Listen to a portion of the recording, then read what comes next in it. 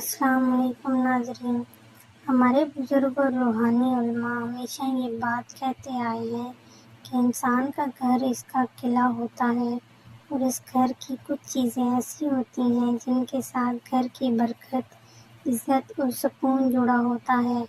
اکثر اوقات ہم حسن اخلاق یا مروت میں آ کر اپنے گھر کا سامان پڑوسیوں یا رشتہ داروں کو مانگنے پر دے دیتے ہیں، لیکن قدیم معالجین اور روحانی ماہرین کے مطابق 3 چیزیں ایسی ہیں جو کبھی بھی کسی دوسرے شخص کو ادھار یا استعمال کے لیے نہیں دینی چاہیے۔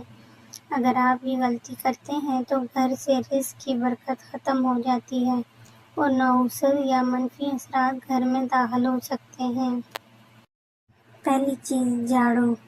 وجہ: جھاڑو گھر کی صفائی اور گندگی دور کرنے کا ذریعہ ہے۔ روحانی اعتبار سے اسے گھر کی بے برکتی اور ناہمواری دور کرنے کا آلہ مانا جاتا ہے۔ نقصان: اپنے گھر کا استعمال شدہ جھاڑو کسی کو دینے کا مطلب یہ سمجھا جاتا ہے کہ آپ اپنے گھر کی برکت اور خیر و عافیت خود اپنے ہاتھوں سے باہر بھیج رہے ہیں۔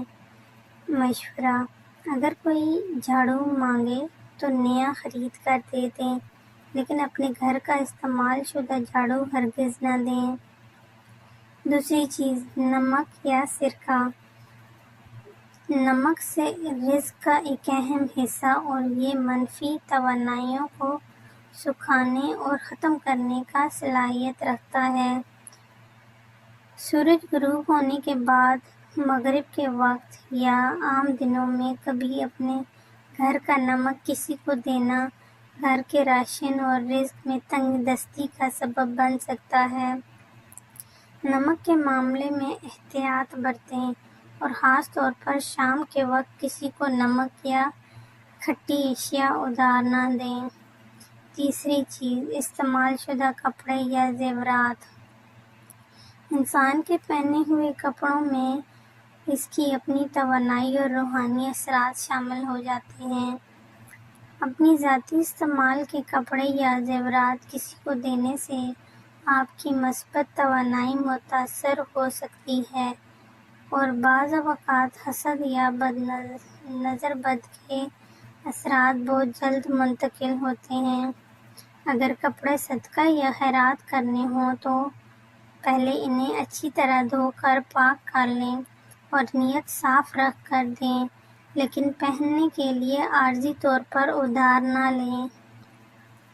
ناظرین، صدقہ خیرات اور لوگوں کی مدد کرنا بہترین اخلاق ہے، لیکن اپنے اور اپنے گھروں کی برکت اور حفاظت کا خیال رکھنا بھی ضروری ہے۔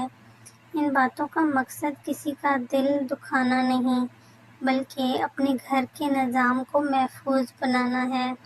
اگر آپ کو یہ ویڈیو پسند آئی ہو تو اسے لائک کریں، اپنے پیاروں کے ساتھ شیئر کریں اور مزید روحانی اور معاشی رہنمائی کے لیے ہمارے چینل کو سبسکرائب کریں۔ کیا آپ نے بھی کبھی ان چیزوں کا تجربہ کیا ہے؟ اپنی رائے کا اظہار کمنٹ سیکشن میں ضرور کریں۔ فی امان اللہ۔